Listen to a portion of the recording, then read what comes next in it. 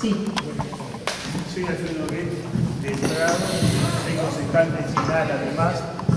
Y un dato que me parece fundamental y que no lo he tenido por ningún lado es el ancho de la trocha del nuevo tren, si es compatible con la ya existente, a ver si las redes se pueden sumar o no.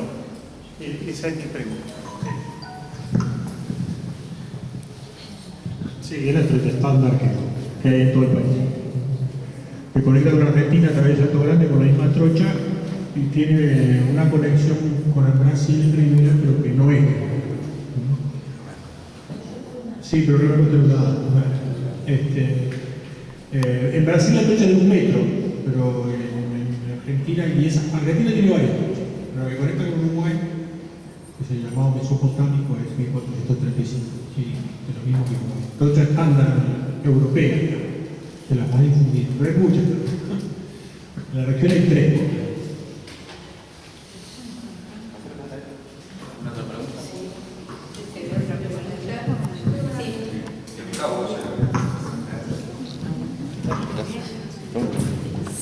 Mi pregunta también tenía que ver con el costo, ese sobrecosto que tú decías.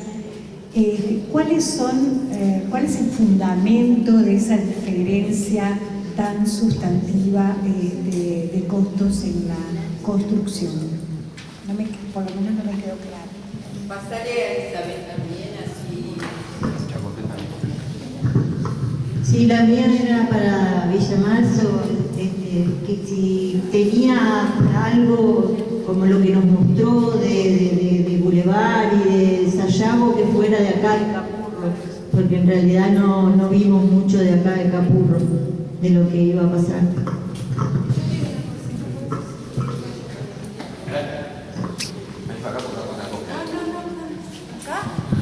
Hola. No, yo lo que quería decir puntualmente, sobre todo destinado a los vecinos de acá, de la zona de Capurro, que las iniciativas no apuntan a no tener trenes disponibles para el pueblo. Las iniciativas son para sacar a los trenes cargueros de la empresa UPM en este caso, pero si fuera de una minera o si fuera destinado a otro tipo de industria con las mismas características, sería exactamente lo mismo.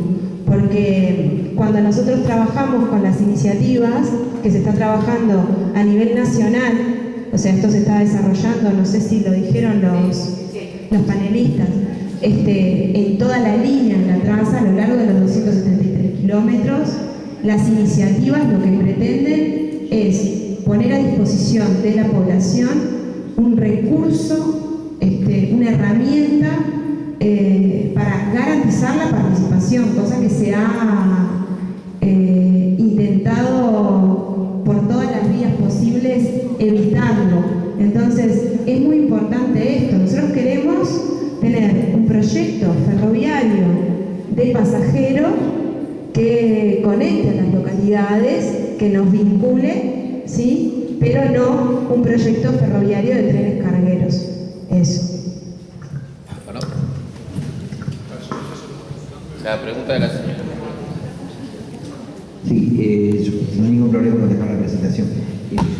Esto es tomado del estudio de impacto que presentó el Ministerio de Transporte y Obras Públicas en la Intendencia de Montevideo, que actualmente no está en la página web, pero se puede obtener.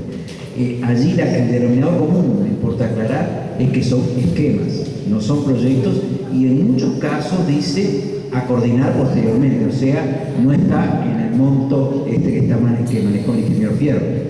O sea, además va a haber costos adicionales, como por ejemplo los relojes, que dice a coordinar posteriormente. Sí, con respecto a los costos, yo no tengo... ¿Qué preguntó sobre los costos? La señora.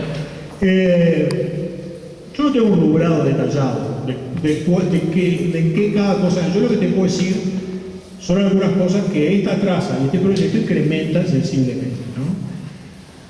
Por ejemplo, los puentes, ¿no? En algún caso se nombró por el arquitecto que hay que cambiar la altura de la vía, ¿no? Porque el tren no pasa. Eso pasa también en algunos puentes, por ejemplo, allá en Florida, en la entrada de Florida, también hay que aumentar el tráfico. Hay un puente que es el de Margat, que nunca se inunda, pero a mí se le ocurrió que sí, entonces lo tienen que tirar abajo, son los nuevos, ¿no? No está mal reforzar puentes. Son puentes que tienen muchos años y ahora, el proyecto que estaba haciendo el Uruguay no implicaba, no requería, ¿no? El proyecto que estaba haciendo el gobierno. Ahora, hay otro tipo de cosas que yo creo que son exigencias adicionales. Si cualquier extranjero técnico especializado viene y mira y te dice, ¿por qué tienen que tener ustedes el tren más moderno de la región para sacar celulosa? Si Brasil saca hierro, yo qué sé, minerales, y Argentina y no tiene eso, ¿no? Hay un ejemplo clarísimo, ¿no? AFE, en la administración nuestra, había presentado un proyecto de licitación para el tráfico de trenes. No les voy a entrar en detalle, pero hoy en día en Uruguay los trenes circulan con un mecanismo absolutamente primitivo, porque al ser una vía sola, cuando el tren va avanzando, tiene que tener la garantía de que la vía está libre. Se llama vía libre o de tráfico de tren. Nosotros hicimos esa licitación y se adjudicó en este periodo a un costo de 5 millones de dólares. Es un sistema que funciona. AFE no lo ha sabido implantar todavía, pero ese es otro problema. Es un proyecto que funciona. Por ejemplo, funciona por acá en Curitiba, ¿no? Y la empresa que lo provee, que la licitación, lo tiene en funcionamiento, ¿no? Pero UPM dijo, no, este sistema de control no lo queremos, ¿no? Entonces exigió un sistema de control muchísimo más moderno, muchísimo más completo y con una automatización también excesiva, al grado de que acá va a haber un centro de control donde un operador le va a levantar la barrera que pase por... No, Piedrasola no llega, Cardal, ¿no? Cosa que es absolutamente innecesaria. Entonces, esos 5 millones de dólares, primero, se puede llegar a dar una paradoja casi que absurda, ¿no? Que los trenes que circulan para UPM, o sea, Montevideo, Paso de los Toros, van a circular con un sistema de control. Y los que circulan en el resto de la red van a circular con otros. Entonces, el tren de, llámele AFE, ¿no? Que venga de Rivera, viene bajando de Rivera, ¿no? Está con un sistema de control. Llega a Paso de los Toros, tiene que cambiar el sistema de control. Una especie de Frankenstein que va a haber ahí. Resultado, creo yo, lo que va a pasar es que los 5 millones de dólares que el gobierno ya puso y pagó, ¿no? Que son unas cuantas escuelitas, 5 millones de dólares, van a terminar en la chatarra, ¿no? Porque UPM decidió que no, ¿no? Claro, teníamos a la consultora de UPM negociando con los técnicos acá, ¿no? Sin una capacitación, ¿no? Ellos te dicen, no, porque nosotros hablábamos con fulano en España, sí, por teléfono. Por teléfono discutían con UPM a ver cuáles eran las condiciones adecuadas para el proyecto y los pliegos que se licitaron. Yo lo que te puedo decir es que como un número absolutamente conservador, porque después tenemos que agregar el puerto, el transporte, el traslado de del muelle pesquero para acá, para allá, ¿no? Todas esas cosas, y los costos del dinero, ¿no? Porque yo cuando tengo la cuenta estoy suponiendo que tenés la plata en el bolsillo, cosa que no es así, ¿no? El Uruguay no tiene 148 millones de dólares para gastar todos los años, va a tener que ir a comprar esa plata. Entonces, el costo, y yo no lo quiero poner por una situación de delicadeza, nada más, ¿no? Es más similar a sumar todos los 148 millones de dólares por 15 que la cifra que yo te estoy dando. Pero en esos términos, ¿no? Los 6 millones de dólares son 3 veces más, ¿no? Que la vía que en su momento íbamos a hacer en Algorta Frivento, también con el tráfico en ese caso de madera, que se cancela por la aparición de UPM. Pero una vía de esas características.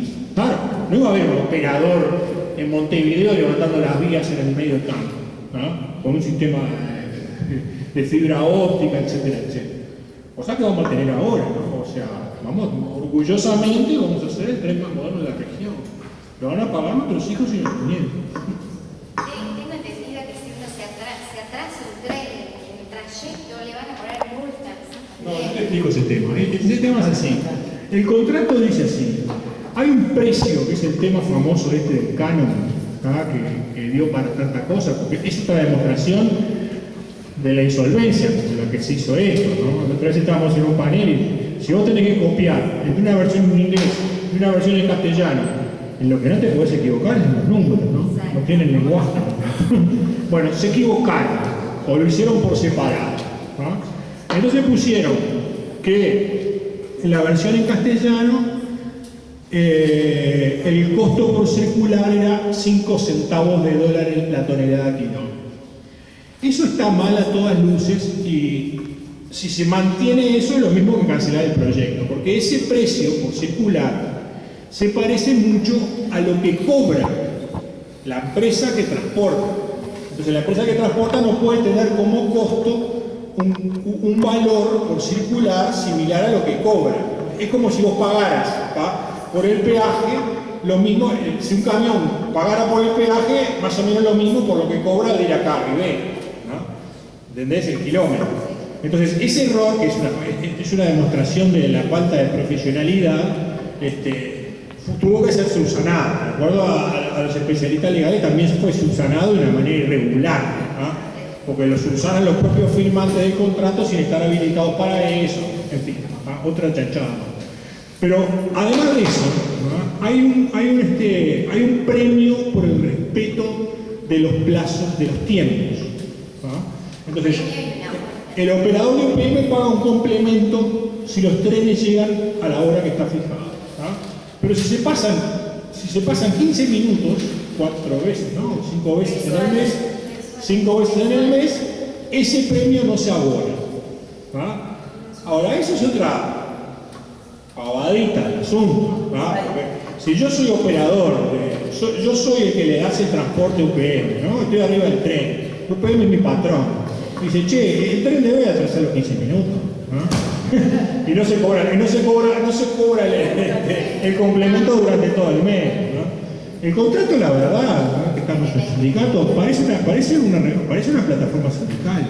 No parece, claro, parece una plataforma sindical. No parece un contrato donde haya partes y contrapartes que se complementan en las cosas. Ahora, UPM puede venderlo si quiere a un tercero de la empresa. Como UPM puede contratar a quien quiera como operador. ¿Lo puede ceder? Sí. Lo puede El transporte, sí, el transporte sí.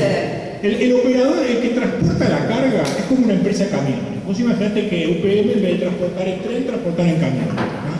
Entonces contrata una empresa de camiones que le transporta la celulosa. Bueno, lo mismo va a ser con una empresa ferroviaria, ¿no? Con una empresa que no existe en Uruguay, que la empresa de AFE no calificó, y que ella está en un proceso de contratación, que tiene que después ser habilitada por la Dirección de Transporte Ferroviario. Un tema con los costos. El tema con los costos, pero asociado más que nada un poco, yo le decía, nosotros estamos medio acá, nos pusimos o nos posicionamos como seres humanos afectados por una obra, que no pasa solo acá, ¿no? Pasa en muchísimos lugares del mundo. El tema de los costos, en realidad, no se limita solamente a lo que está, vamos a decir, en la licitación pública. Se limita a las obras accesorias. Por ejemplo, te digo, hay un viaducto en Villacra, ¿verdad? Pero también cuando se hace este tipo de proyecto, hay que reforzar otras obras viales. Porque, por ejemplo, si va a haber un viaducto y el tren va a tener que, lo que le llaman tránsito inducido, pasar por otro lado, ¿verdad? En Montevideo, por ejemplo, o en zonas urbanas, directamente va a haber que reforzar calles, porque las calles se van a romper. Pero también les quiero decir otro aspecto, porque hoy alguien que yo hablaba del tren y me dijo, bueno, pero el tren en definitiva que es mejor porque evita, en un grupo de gente que se defendía el medio ambiente, porque evita el transcurso de camiones. Yo le quiero aclarar que este proyecto va acompañado de un proyecto vial, ¿verdad? De tránsito de camiones, inclusive de trenes, para los cuales hay que hacerle rutas especiales. O sea, que no va a ser este proyecto solamente, no va a ser un costo aislado en cuanto al proyecto ferroviario, sino a las otras obras conexas que requiere. Y acá hay una cuestión que dijeron, o sea, ¿qué pasa si, por ejemplo, mañana se acaba el dinero de pronto para medidas de mitigación o para obras conexas? Bueno, las empresas que ganaron esta licitación, que es un consorcio, son 4 empresas. SACEP es la que conocemos más acá, porque es la que tiene más obras. SACIR es la que se dedica a realizaciones de obras de trenes cargueros. Ya tiene problemas y denuncias, es una empresa española, tiene denuncias por violaciones de derechos humanos, ¿verdad?, en obras que ha estado realizando. Hay obras que las ha parado, por ejemplo, porque no alcanzaron los dineros para hacer las medidas de mitigación o las obras conexas. Entonces, ¿qué va a implicar? Como decía Fierro, la plata no la tenemos en el bolsillo. Entonces, aparte de eso, nos vamos a tener que seguir endeudando todos nosotros, aparte de la afectación, vamos a decir, para seguir pagando esto, ¿verdad? Pero yo lo que quiero dejar, o sea, es importante todo el tema de los costos, nos afecta a todos, ¿verdad? Es importante el tema del tipo de proyecto que puede ser uno o nos afecta a todos. Hoy el que se ha resuelto es este. Y yo le quiero hacer una pregunta a Villa Marzo. Cuando se dice nos presentaron, le dejo esta pregunta planteada, cuando se dice presentaron el proyecto hecho, sí, pero la Intendencia puede no autorizarlo. O sea, el tema no está liquidado, nos presentan este proyecto. Digo, porque hay como una especie de resignación, a que presentan algo y hay que hacerlo. Cuando estábamos en todo el proceso con Nario, que era la dinama, vamos a decir, la estrella de esta película, ¿verdad? En un momento dice el director de la dinama, nos presenta, si hubiéramos proyectado otra obra, seguramente iba a ser otra, pero nos presentaron esta, y sobre esta hay que trabajar. Y nosotros nos preguntamos, entonces, ¿la dinama está obligado a autorizar? Porque si hay impacto ambiental tendrá que decir que no, es un organismo de control. O va a autorizar cualquier cosa. Eso es lo primero. Y yo pregunto con la Intendencia, presentan este proyecto. La Intendencia de Montevideo. Estoy hablando de la Intendencia de Montevideo porque fue donde se presentó, me refiero a todas las intendencias. ¿Está obligada a dar la autorización territorial para la construcción de una obra? Porque uno pide para construir una casa y le dicen que no la puede hacer. Y es una casa. Resulta que acá están diciendo para hacer una obra que según uno de el ex intendente de Montevideo, en época de obra, nos íbamos a tener que mudar 1,5 millones de habitantes en la época de obra, después dijo que estaba haciendo broma, porque se hace broma con la vida de la gente. La verdad es angustiante. La verdad es angustiante esto. Pero digo, si eso, se está haciendo una propuesta que se perdió, no sabe dónde quedó, no sé qué, pero no se adecua al ordenamiento territorial, porque uno toma las cosas y dice, es una fractura, es una muralla, no se puede traspasar de un lugar para otro, afecta el ordenamiento territorial que tenemos. La pregunta es, ¿no puede decir la Intendencia que no da la autorización? Porque no encuadra dentro del ordenamiento territorial. Villa Marzo, yo le pregunto. Primero, sobre el tema ambiental. La legislación de impacto ambiental es una legislación muy imperfecta, porque el estudio de impacto ambiental exige que el proyecto esté terminado, o con un grado de avance muy grande. Tendría que estar proyecto de planos ejecutivos. Entonces, se vuelve el estudio de impacto se vuelve una especie de diálogo de sordos en el cual culmina en algunas medidas de mitigación y medidas de compensación. O sea, lo que no es mitigable se compensa. Yo, por dar un ejemplo que a mí me horrorizó, pero es real, lo vi en el expediente, cuando estaba en el ministerio, que me lo contó la directora de Dinama de ese momento, una de las medidas de compensación era comprar una ambulancia. O sea, la mitigación era imposible en la industria, en una ciudad interior, y la mitigación era una ambulancia. O sea, digo la compensación. Entonces, eso es referido al estudio. Entonces, justamente lo que en la sociedad contemporánea, ya desde hace muchos años, comenzó en Europa, pero ya hace años que está en algunos países de América Latina, que está en Uruguay, es la evaluación ambiental estratégica. O sea, la evaluación antes de que esté el proyecto, ¿no? En la Unión Europea se hace evaluación ambiental estratégica de las leyes antes de que se aprueben. O sea, se evalúan los posibles impactos de lo que es solo una idea, no lo que es un proyecto terminado. En los estudios de impacto territorial pasa algo parecido, ¿no? Y en este caso es un proyecto casi terminado, todos los planos están escritos en inglés, algunas cosas se notan malas traducciones, deben haber traducido por el traductor de Google, porque como bien decía Álvaro, es un proyecto hecho en el exterior. Entonces, bueno, acá es tómalo o deja. Entonces la intendencia que le dio una viabilidad inicial a través de una resolución de intendente, y hizo una serie de observaciones. Por ejemplo, que en todos los pasos a desnivel sean con accesibilidad universal. Entonces, recomienda hacer una rampa kilométrica en la Plaza Colón. Va a haber que arrancar en el Olimpia para poder llegar al pueblo ferrocarril de otro lado, ¿no? Para hacer una rampa con la pendiente, porque Pero la accesibilidad universal no es señalizar táctil, visual y objetivamente. La accesibilidad universal Una rampa. Ya lo sé, pero a lo que voy quiero decir algo, perdón. La accesibilidad universal es un concepto integral, ¿sí?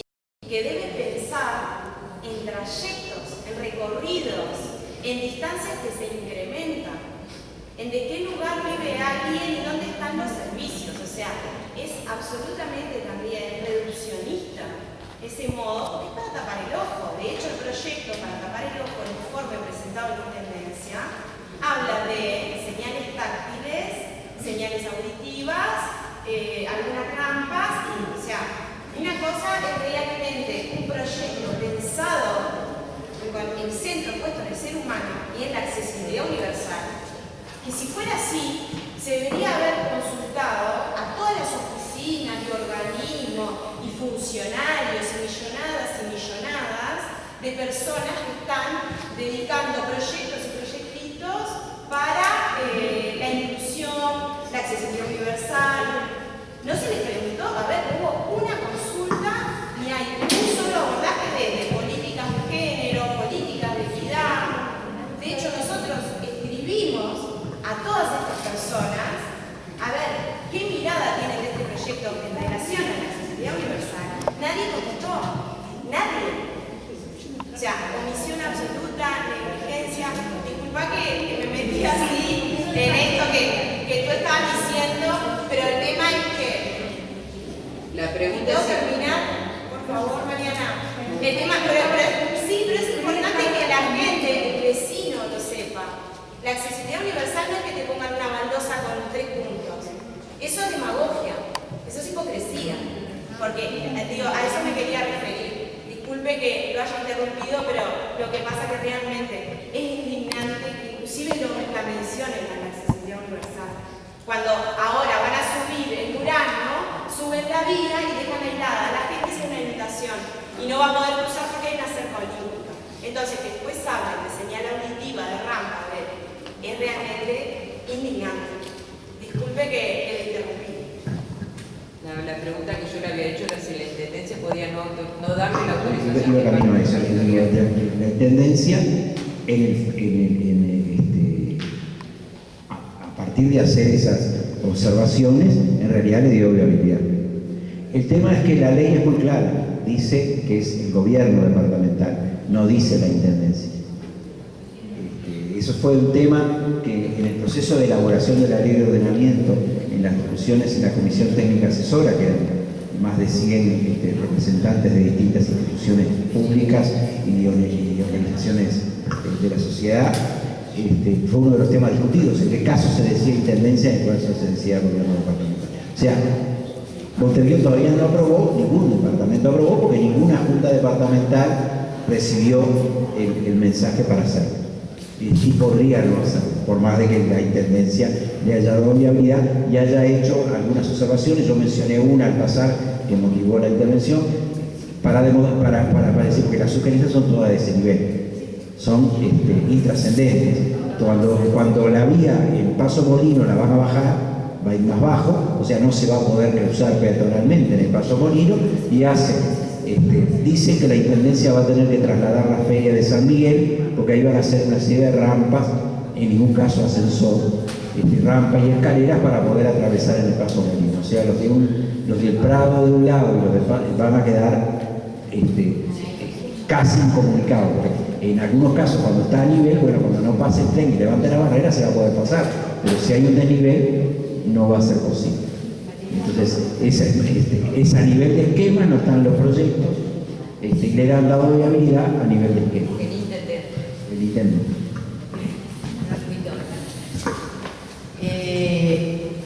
Vamos a hacer estas dos últimas preguntas y les pido 3 preguntas. Yo una cortita también. 4. Bueno, 4. Estamos en tiempo, quedan 50 minutos. Sí, pero la reunión ha sido muy buena hasta ahora. Agradecemos infinitamente a todos los vecinos y vecinas que han llegado hasta acá. Por supuesto que a los ponentes que nos han visitado, pero quisiéramos terminar la reunión antes de que se vayan todos los vecinos. Por lo que les pido muy cortitas esas preguntas. Buenas tardes, mi nombre es Oscar Uzuka. Sobre el trazado de la vía no voy a hablar porque ustedes ya todos sabemos el cabo que significa. Yo lo que estoy en contra es el emplazamiento de la planta, porque si vemos dónde está emplazada la planta y la van a emplazar, va a tomar el agua del embalse del Río Negro, que muchas veces paran las turbinas porque no hay agua. Y a su vez, la planta va a estar donde que mucha gente lo desconoce. Nosotros estamos en el acuífero guaraní. Ellos van a meter tubos ahí y van a utilizar agua del acuífero. Entonces, eso no se tendría que permitir. Y es todo gratis eso.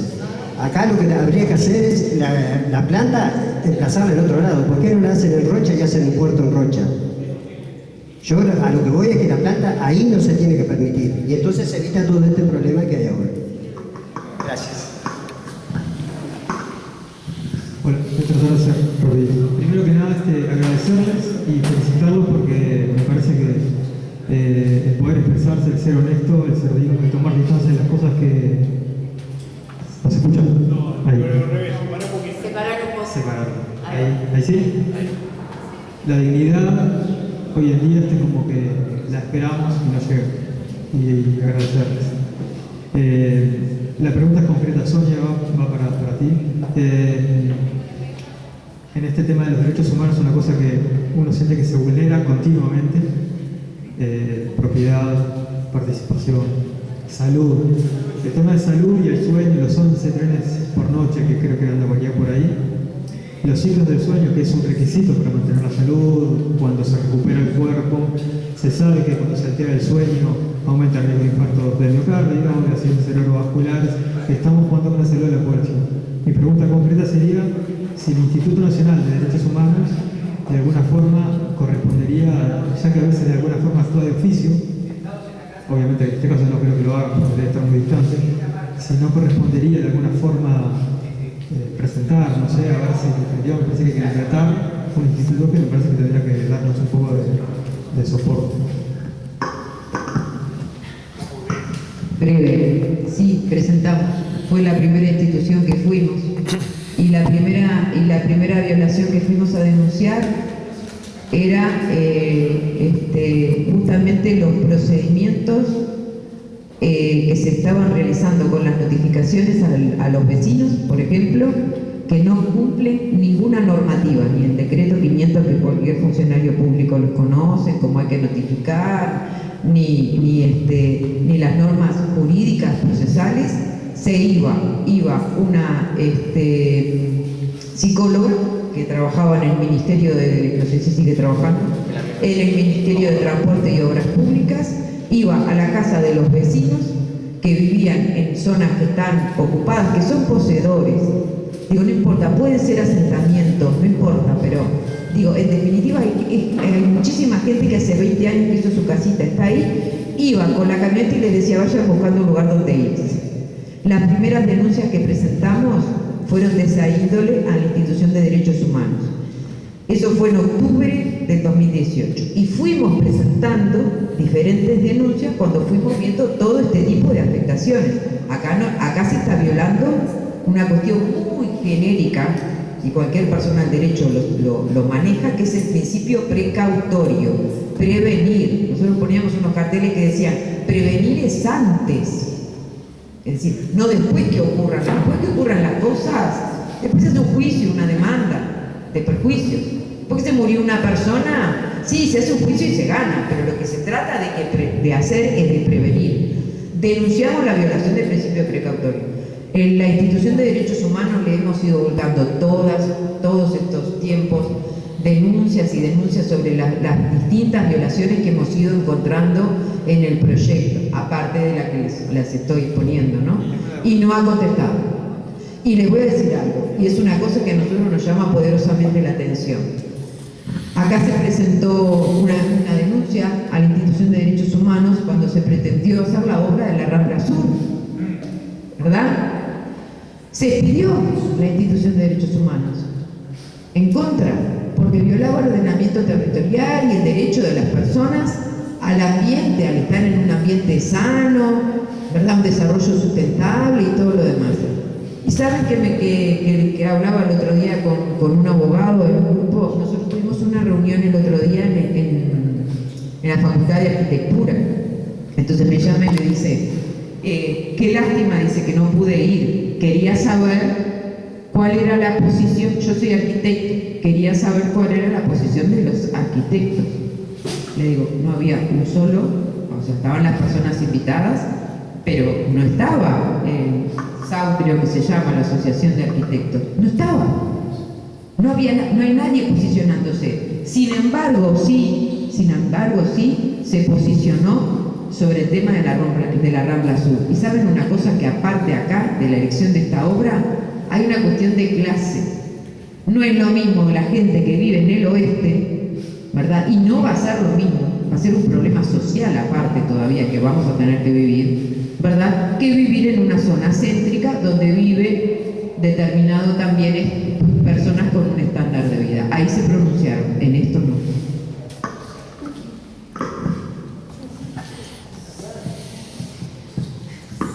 Todo este tema que no quería, pero entre ellos decía este contrato de UPM, si uno lee un tratado de urgencia liberal, es un tratado de urgencia liberal, y mírenlo por ese lado.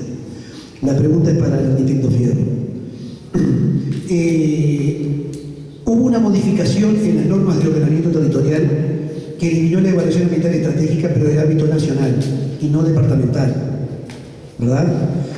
Incluso la directriz de ordenamiento territorial lo que prevé es que los departamentos vayan adecuando sus instrumentos de ordenamiento territorial a partir de la promulgación de la ley de ordenamiento territorial y previo a la de directriz de ordenamiento territorial, que vayan adecuando los instrumentos de ordenamiento territorial a esta nueva realidad. Mi pregunta es esta. ¿No se constituye una figura que está estipulada precisamente en la ley de ordenamiento territorial, como es el proyecto regional? ¿Y no se constituye una figura que está también estipulada en la directriz de ordenamiento territorial, que habla de actuación territorial regional, cuando afecta más de un departamento? Y en ese caso no le correspondía, no era obligatorio la evaluación ambiental estratégica previo a este proyecto, porque es de locos, me parece que es de locos los proyectos de esta envergadura se están analizando a nivel de planes de impacto ambiental, y no en la etapa de planificación, que es lo que requiere esto. Porque ahí está la participación. En el año 2011, el Ministerio de Transporte, junto con todo el Poder Ejecutivo, se había comprometido con toda la sociedad, y la UDELAR estuvo presente, en un proyecto que llamaron un proyecto prospectivo Uruguay en 2030.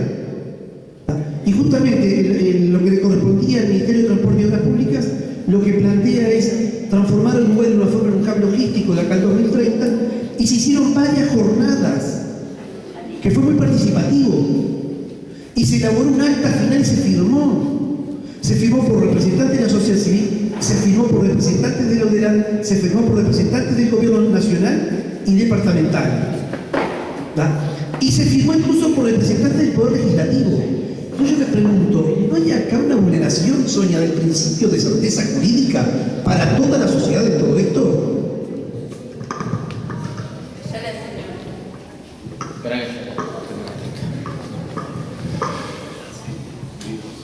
Mi pregunta es para la doctora Sonia Gómez. Saber si tenemos un plazo para conseguir esas firmas y cómo vamos a hacer para llegar a ellas, y a su vez, ¿qué otra medida alternativa podríamos tomar en caso de que eso no tuviera eco? Álvaro, la señora que era la que quería hablar, se fue.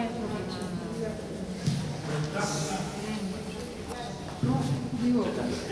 Era la misma pregunta. No, era otra, pero. No, pero dale.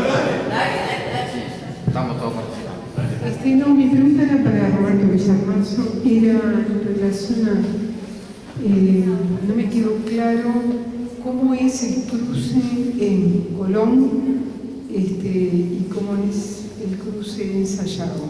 Si son en trincheras, si son por arriba, si son a nivel, no me quedó claro eso.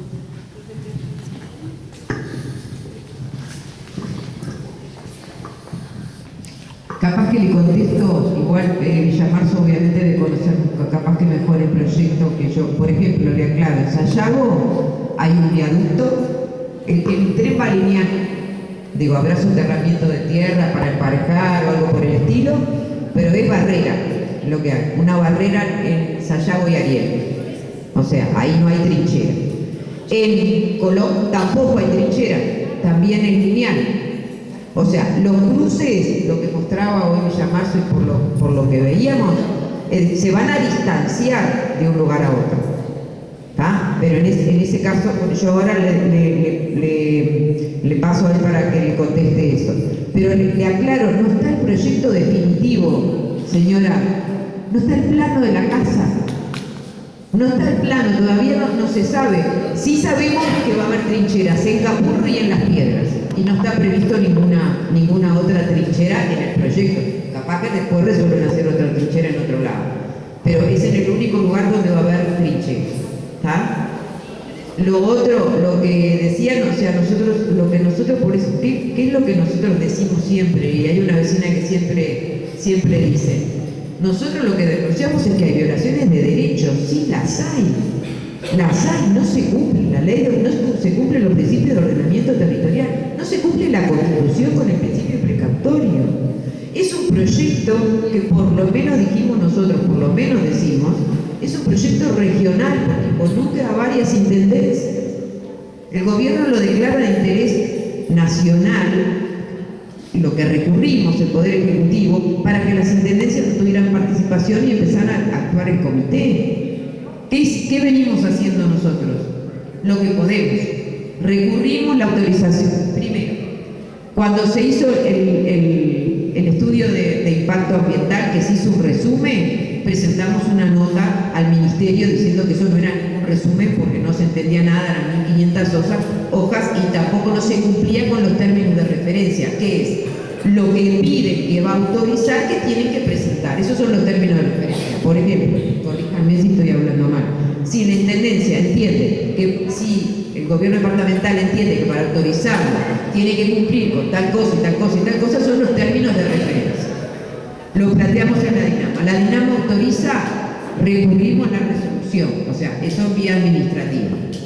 Todavía nosotros, en cuanto a lo que es ordenamiento territorial, en realidad, a mí, digo, es muy bueno tener estas reuniones, porque lo que me acaba de aclarar Villamarzo, que la autorización tiene que ser del gobierno departamental, y este estudio de factibilidad lo está dando el intendente, no el gobierno departamental, que es el intendente más la Junta, el ejecutivo más el legislativo. Digo, también se pueden presentar recursos. Hay gente que lo que está haciendo es haciendo demandas particulares, ¿verdad?, por daños y perjuicios. El tema es que las iniciativas es una de las cuestiones que se está utilizando porque son abarcativas de mayor cantidad de gente. En algunos lugares se podrán llegar en las firmas, en otros no. Ahora, si en algunos lugares de los trayectos, también se está haciendo en La Paz, por ejemplo, si La Paz logra que no pase por zona urbana, bueno, yo les digo, Montevideo somos los primeros que tenemos que ir a aplaudir a La Paz, porque ya tendrían que hacer una obra con curvas, como están diciendo, se está planteando acá, que no se puede hacer, ¿verdad? O sea, por el tipo de proyecto que es. El problema acá es que estamos solos, los ciudadanos de a pie, ¿verdad?, con algunas personas comprometidas de la academia que han dicho algo y lo han sostenido, ¿verdad?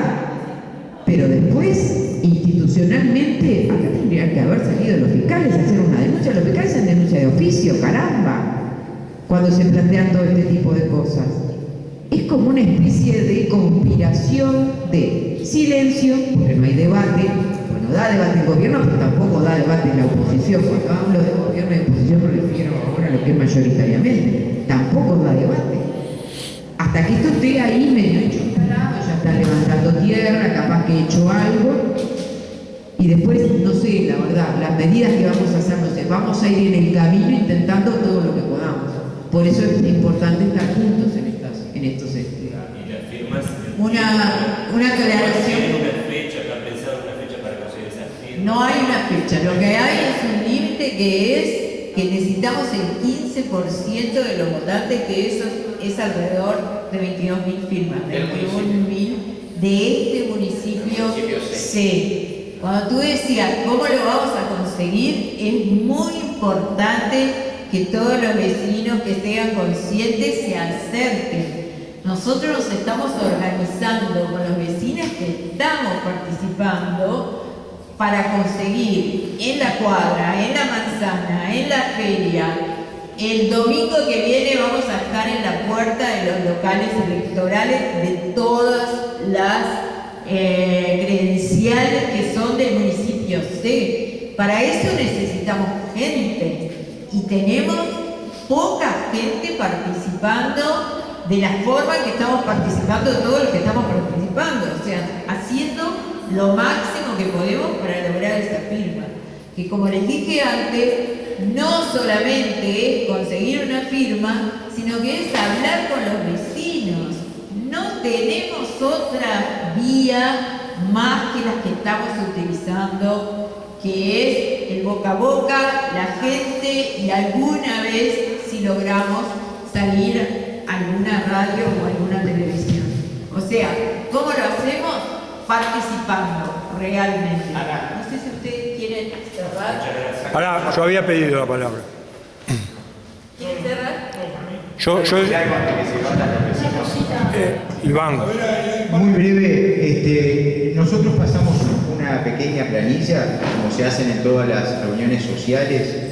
No estamos terminando nada, simplemente algunos que tenían que irse por compromisos, que los vecinos y las personas que incluso vinieron de otro barrio enterados a informarse como nos gusta, cuando estamos sensibles y conscientes, dejaron sus datos personales. Más de 40 vecinas y vecinos. Lo que vamos a hacer es comunicarnos personalmente, no vamos a demorar la reunión en esto, para preguntarles si quieren acompañar este movimiento, si quieren recibir información. Incluso 3 parejas nos pidieron que alguna de las placas de Villamarzo y del ingeniero Fierro, si les podíamos mandar información por mail. Así que la información que ustedes aceptaron dejar va a ser utilizada para llamarlos y para ver si quieren, como dice Ana, ampliar este movimiento participando. ¿De acuerdo? Digo, lo mío es muy corto, digo, no hay mucha gente. La verdad es que serían muchas las cosas que me gustaría decir, pero simplemente antes de... Una de las cosas que no quiero dejar de decir es que pese a que no hay plazo, el doctor Luz insiste en que habría que conseguir las firmas a más tardar en el mes de septiembre. El mes de septiembre para presentarlas en agosto. Exactamente, en octubre. En octubre, Y lo otro es que a medida que digo, por supuesto que el agradecimiento a los expositores y el agradecimiento inmenso a las hormiguitas que están trabajando en esto desde hace tanto tiempo, los que están yendo a las ferias, firma, hablando con los vecinos. Y en la medida que yo vi que se iba desarrollando este encuentro, vi que Villamarzo tomaba mucha nota y me gustaría dentro de lo posible que comparta un poco, porque seguramente haya muchas cosas para decir y me parece que voces autorizadas como las de ustedes queremos aprovecharlas al máximo. Bueno, buenas tardes. Primero agradecerles a los tres, a Ana también, a los integrantes del panel, que fueron realmente nos aclararon muchos datos. Yo soy una de las integrantes del grupo de Nuestra UPM. Es difícil esta lucha que estamos dando porque estamos batallando contra la desinformación absoluta. La gente cree lo que sale en la televisión, cree que es un tren para la gente, cree toda esa información que es falsa y nosotros tenemos que ir contra ellos y no es fácil. Bueno, agradecerles a ustedes y les quería comentar a los participantes de hoy que, bueno, muchas gracias a todos los que vinieron y que ahora, después de que cerremos, tenemos un tema de horario para el local, que además, bueno, no sé si alguien hizo el agradecimiento al Sindicato de la Química, que realmente estamos muy agradecidos con la atención, con la disponibilidad, con la disposición y, bueno, esperemos que nos lo vuelvan a prestar.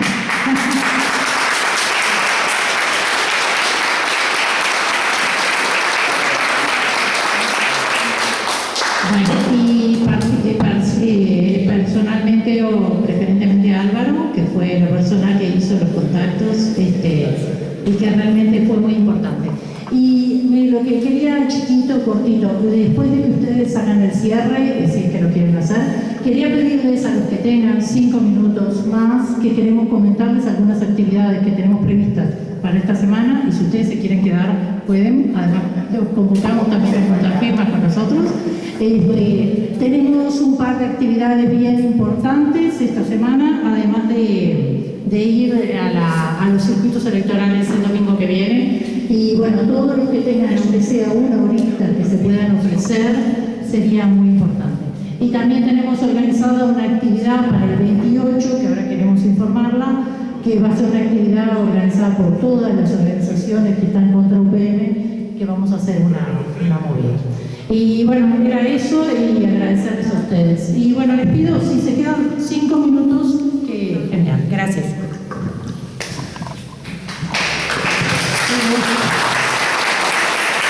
No tengo más nada que agregar, los agradecimientos ya los hizo Inés. Por supuesto que agradecer nuevamente a Villamarzo, también a Fierro y a Sonia. Y la verdad que nos agradó mucho poder llegar a un buen fin con esta charla, así que muy especial. Yo le había preguntado algo a Villamarzo. ¿Sí? Con respecto a las anotaciones que había hecho, si quería hacerle algún comentario adicional. Cuando me ha tocado ser secretario de actas, hago unos apuntes diferentes. Me anoté algunos datos, no hice para hacer una relatoría, pero me hubiera encantado. Yo en general, se me va la cabeza enseguida, entonces para prestar atención trato de escribir. Lo hago más por mí que por eso. Muy bien, muchas gracias a todos.